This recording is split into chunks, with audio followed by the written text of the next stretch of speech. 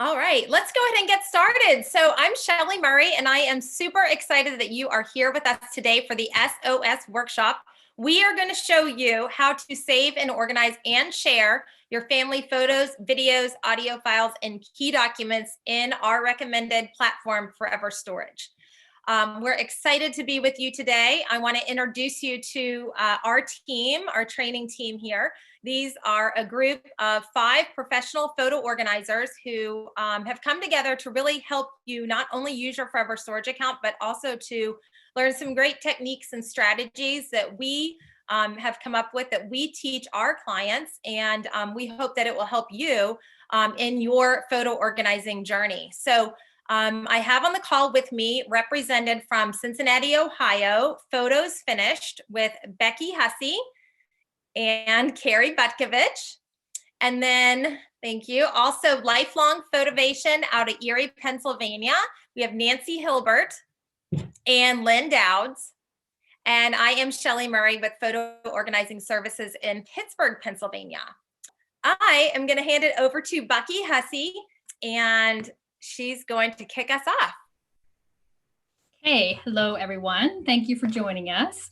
I'm just going to do a quick little kickoff for us to share why Forever is my choice and what I recommend to a lot of our clients for storing all of your family photos, memorabilia, and videos. And of course, there are the obvious reasons: the permanency of Forever, the privacy of Forever, the Forever guarantee. But for me, if I had to sum it up in 2 words, I believe they would be story and heart. And I'm going to explain that to you a little bit further here. You may remember the photo that was on our invite. We teased it a little bit and said that it was a photo that involved a full station wagon, 4 states, and a first love. So I'm actually going to share that photo with you again. And I'm going to pull it up here. So hopefully everyone can see that.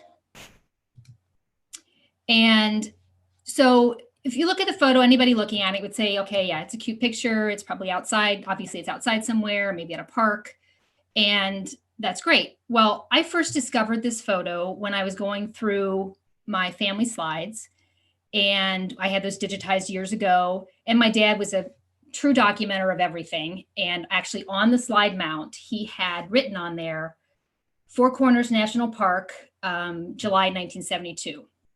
If some of you have been there, you might know that that's where Arizona, Utah, Colorado, and New Mexico, where those 4 states meet. And many of you have maybe even done what my dad is doing in this picture, which is putting a limb in each of the 4 states.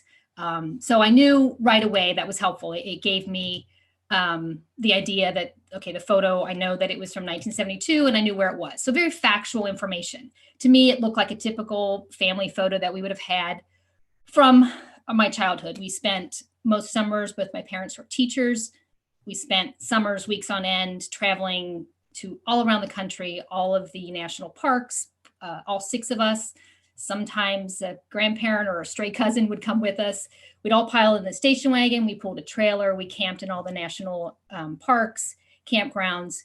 And as was typical, this picture would be something that I would expect to see. But when I saw this particular photo come up after I had them digitized, I remembered the hat. And I was like, oh my gosh, I can't believe this.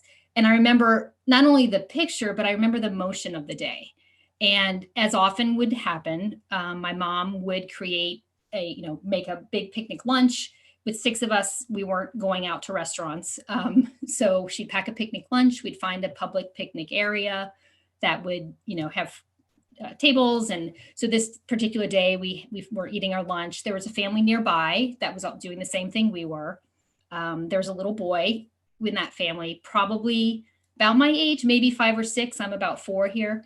And we played during lunch. And as his family was packing up to leave, he shyly came over and handed me his hat and said he wanted to give it to me as a present.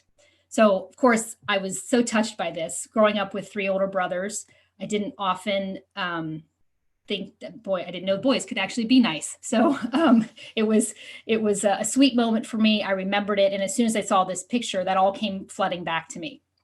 So it's a, you know, and of course the rest of the trip, my brothers teased me relentlessly that it was my first boyfriend, and probably for years to come. Now, of course, what would make this a really great story is if I then told you, and you're not going to believe it, but 20 years later, we got married, but that didn't happen. So, um, but anyway, this is where Forever comes in for me. And this is what I like so much about Forever is, and you can see over here on the side, there's what we call the light panel, which I'm going to go into in more detail later.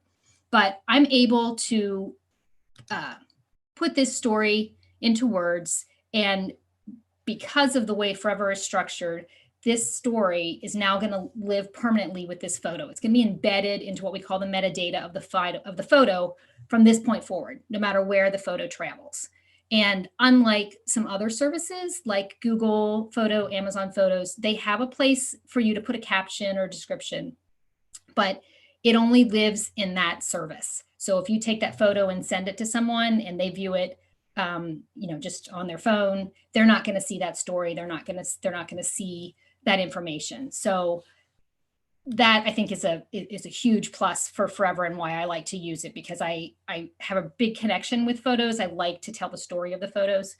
So and I think Forever to me can be summed up in that it listens to the stories that your photos want to tell.